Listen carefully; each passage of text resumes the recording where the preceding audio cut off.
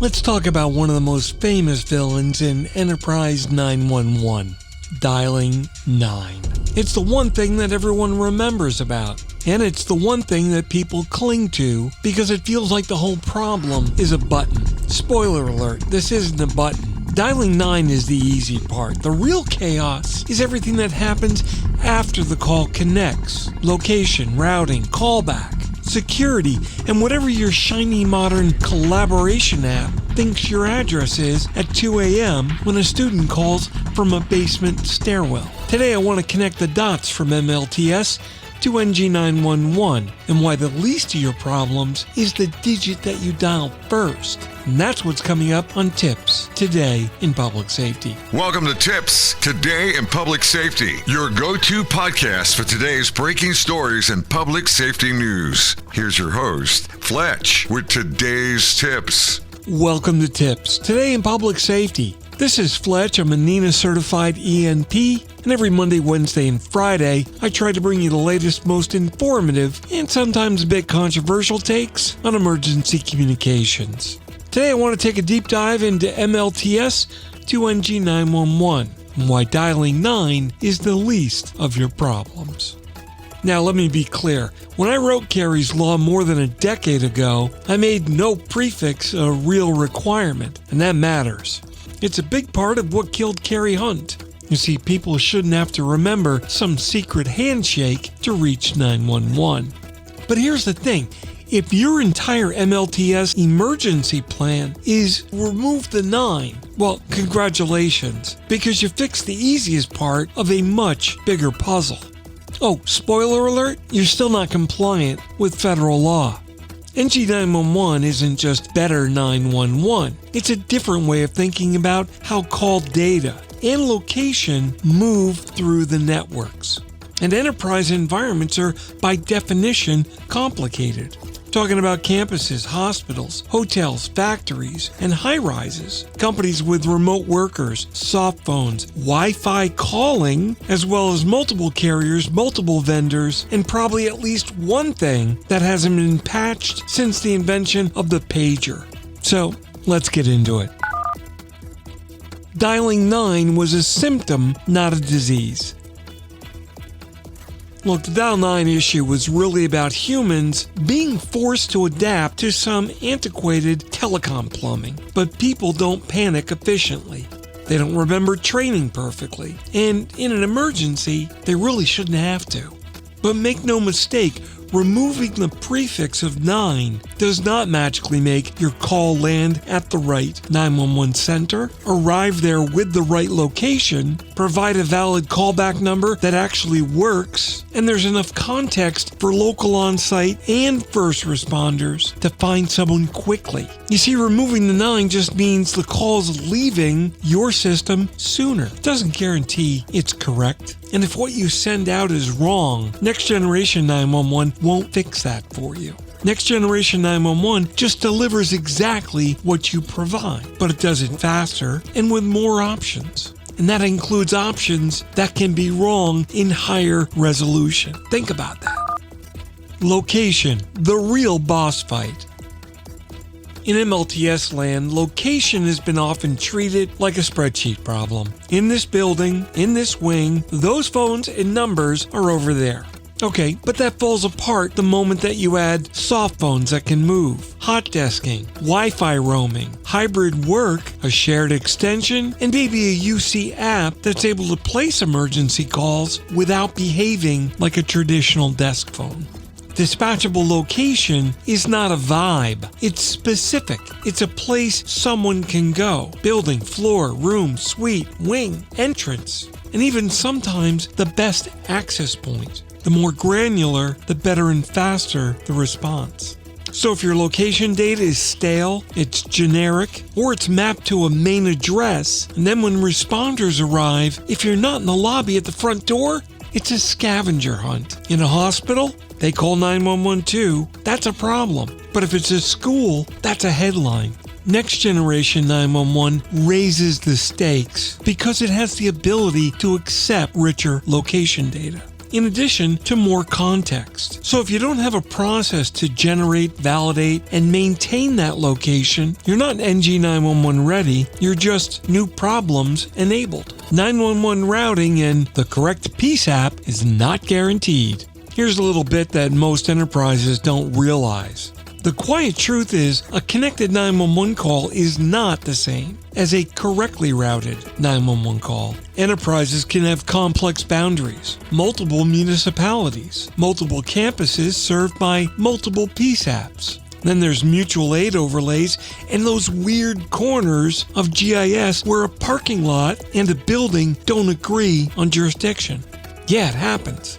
You see, in an NG911 world, routing leans on GIS, and that's a good thing. But it also requires that your enterprise location data align with some authoritative GIS database, or the call route's wrong, even if the address looks mostly right to a human.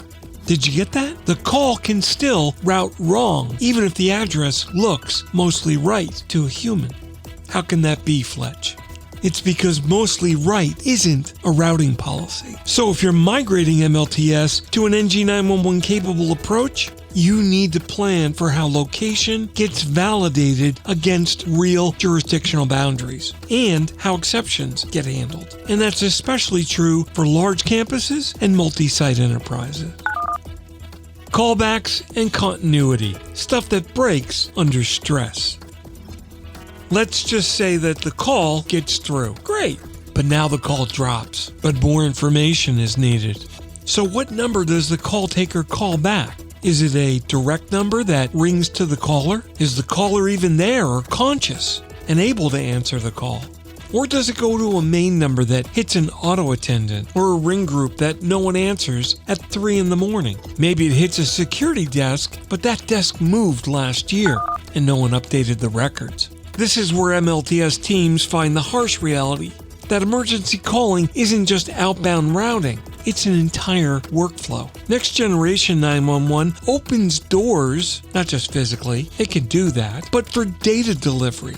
But if your facility can't maintain continuity, then all that extra capability is just extra disappointment. So in plain English, if responders can't call someone back that's able to direct them to the right place, you didn't modernize 911, you just modernized the failure mode. Security, spoofing, and trust.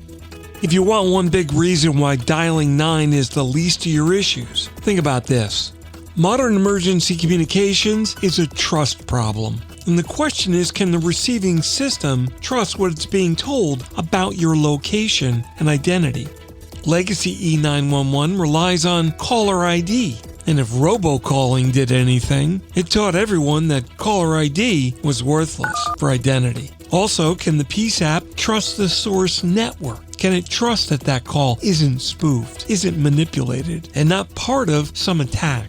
Unless you've been sleeping under a rock lately, you know that enterprises are targets. Schools, hospitals, even government facilities are in the hackers' sights. And they're getting their emergency calling workflows abused through swatting, social engineering, and other tactics. So as you move towards NG911 integration, you need to treat emergency calling as a critical infrastructure. And that means things like hardening the signaling in the data path, monitoring for anomalies, controlling who and what can assert location and how, and having a plan for incident response when somebody uses emergency calling as a weapon. So if your NG911 plan doesn't include security, it's not a plan. It's just a wish at that point.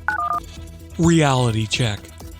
Now, if you're sitting there thinking, hey, Fletch, this sounds like it's really expensive. Well, you're not entirely wrong. But think about this, reality check. You're already paying for the consequences, probably just in a different budget line. What's that legacy solution really doing for you? And what's it cost? What about the tax dollars that you pay in lost responder time? What are you paying in risk? What are you paying in liability and tort lawsuits? Now you may say, hey, insurance pays that money, but you still pay in reputation and potential lost business. You pay in staff stress, after action reports, and court documents that use the phrase, location was unclear. Look, the goal is not perfection by any means. The goal is simply a defensible, maintained, tested emergency calling posture, and one that matches how people actually work today. So if your enterprise is still treating emergency calling like a side quest, NG911 is going to expose that in painful ways from the network and put your network directly in the spotlight. The bottom line. Look, Dial 9 was a poster child because it was visible, and it killed Carrie Hunt back in 2012. And that was despite the pleas of a 9-year-old that did exactly what she was taught to do, dial 911, but it didn't work.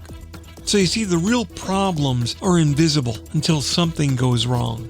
Things like location not following the caller, routing that requires clean GIS alignment, callbacks that don't reach the right person, and workflows that assumes the world still uses fixed desk phones, not to mention all the security gaps that attackers just love. MLTS to NG911 is not a single upgrade. It's a life cycle. Design, data governance, validation, testing, and continuous change management. So if you want a simple takeaway, here it is.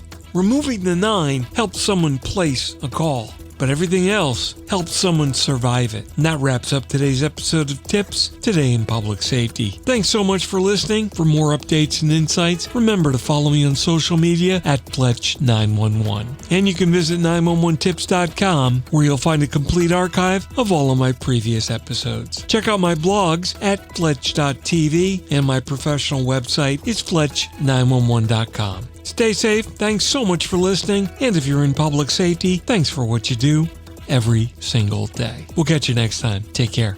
You've been listening to Tips Today in Public Safety, your go-to podcast for today's breaking stories and public safety news. Hosted by Fletch and available every Monday, Wednesday, and Friday. Catch past episodes on 911tips.com. Be sure to like and subscribe, and remember to join us each week for the latest on NG911. I am Spider Harrison, the official 911 voiceover dude. Catch me on Sirius XM on various channels, including 90s on 9, the 10th spot, and on the Weekend Countdown on Hits 1. Or don't regret it for the rest of your life. Either way, I'm good.